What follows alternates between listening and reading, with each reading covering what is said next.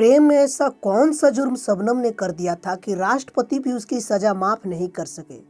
क्या शबनम आजाद भारत की प्रथम महिला बन पाएगी जिसे फांसी दी जाए। उस रात आखिर क्या हुआ कि अमरोहा जिले के लोग आज तक अपनी बेटी का नाम शबनम नहीं रखते। ऐसे ही मिस्टीरियस प्रश्नों का उत्तर हम हर शनिवार को लाते हैं। मैं हूं रविंद्र और आप देख रहे हैं डीप मिस्ट्री। दोस्तों, वक्त के परिंदे को पीछे मुड़ते हैं और चलते हैं 2008 की उस काली रात की ओर जिसे बावनखेड़ी गांव के लोग आज तक नहीं भुला सके हैं। गांव की खिलखिलाती हुई गलियां सुनसान सी पड़ जाती है जब 14 अप्रैल की रात एक व्यक्ति पुलिस को फोन करके कहता है कि उसके बगल के घर में कई लाशें पड़ी है।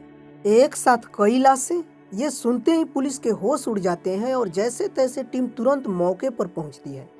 घर पहुंचकर जब पुलिस नजारा देखती है तो उनके पैरों तले जमीन खिसक जाती है। वहां एक साथ 7 शव पड़े थे। ये शव शबनम के माँ बाप, दोनों भाई, एक भाभी, एक मौसेरी बहन और एक 7 महीने के मासूम भतीजे के थे। वहीं परिवार में अकेली बची शबनम घर के कोने में बैठकर दहाड़े मारकर रो रही थी। वहां का ऐसा मंजर था कि इंसान की रूह तक कांप जाए।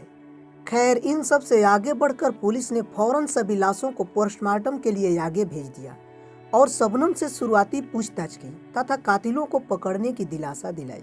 शुरुआती पूछताछ के दौरान शबनम ने बताया कि वह छत पर सो रही थी, तभी शायद कुछ चोर छत से चढ़कर नीचे आए थे। जब वह रात में नीचे आई तो सभी परिवार के लोग मृत पड़े थे।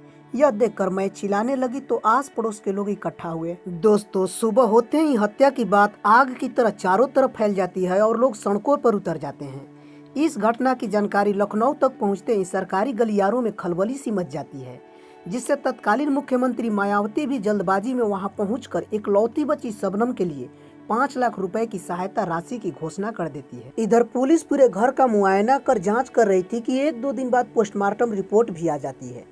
इस रिपोर्ट के देखने के बाद पुलिस का नजरिया ही बदल गया, क्योंकि रिपोर्ट में लिखा था कि जब सभी को कुल्हाड़ी से मौत के घाट उतारा जा रहा था तो किसी ने भी विरोध नहीं किया।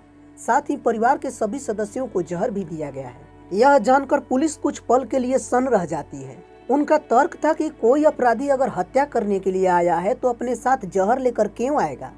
जहर तो धोखे से दिया जाता है।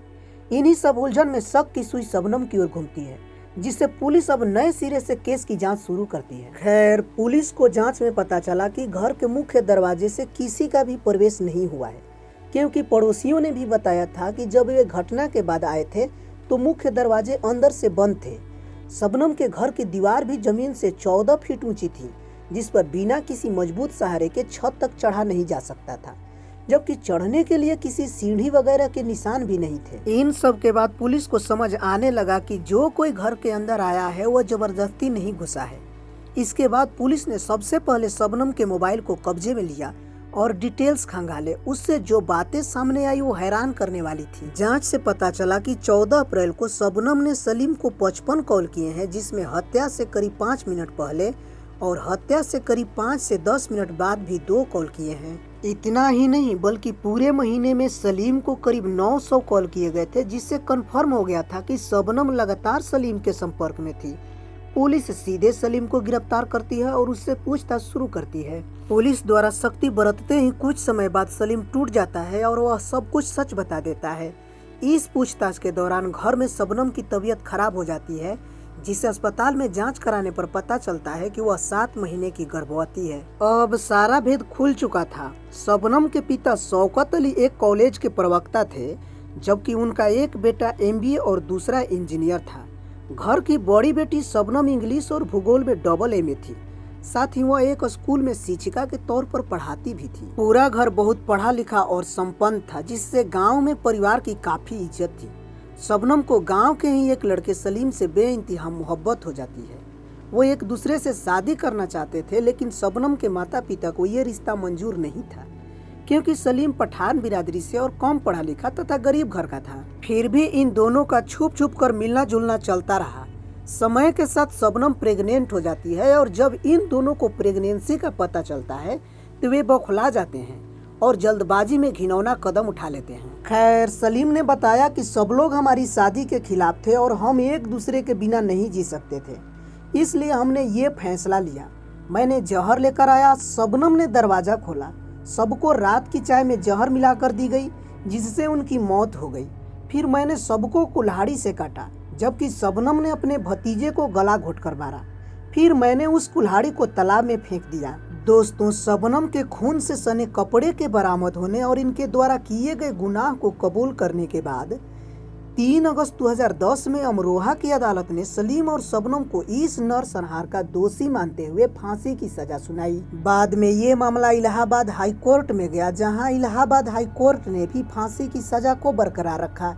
इसे 2005 में सुप्रीम कोर्ट में चुनौती भी दी गई, लेकिन इस जघन अपराध के लिए सुप्रीम कोर्ट ने भी फांसी की सजा को बरकरार रखा।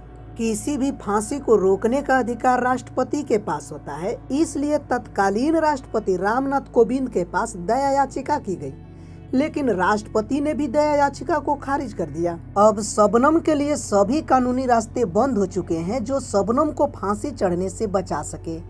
अब इनकी आगे की प्रक्रिया के लिए शबनम को रामपुर की जेल में, जबकि सलीम को आगरा के जेल में रखा गया है, जो अपनी अपनी फांसी का इंतजार कर रहे हैं। खैर, अब भी भारत में काम कर रही बहुत सी महिला आयोग इस फांसी को रोकवाने के तरीके खंगाल रही है, क्योंकि आजाद भारत की पहली महिला बनेगी शबनम, जिसे फांसी दी जाएगी, जो भारत के गौरवशाली इतिहास में धब्बा बनने वाला है। आज शबनम को अपने किए का बहुत पछतावा है, इसलिए वो अपने पूरे जमीन को दान करना चाहती है तथा अपने लगभग 15 वर्षीय बेटे ताज को अपने छाया से दूर रखना चाहती है। जबकि बेटे ताज की परवरिश कॉलेज में शबनम के दोस्त रहे उस्मान सैफी कर रहे हैं। उधर सलीम अपने फांसी के परवाह किए बिना शबनम के लिए दुआएं मांगता तथा कैदियों की हेल्प करते दिखता है। तन्हाई और वक्त की मार ने सलीम को शायर बना दिया है। खैर, प्यार में पागल होकर हत्या करने से पहले इन्हें सोचना चाहिए था, क्योंकि वक्त इंसान को बार बार मौके नहीं देते। इसीलिए तो कहा गया है कि अब पछताए होत क्या जब चुग गई चिड़िया खेत। दोस्तों, आपको क्या लगता है कि इन्हें फांसी देना चाहिए या इन्हें जीवन कारावास में डालना चाहिए, ताकि इन्हें अपने गलतियों का एहसास हो? कमेंट करें।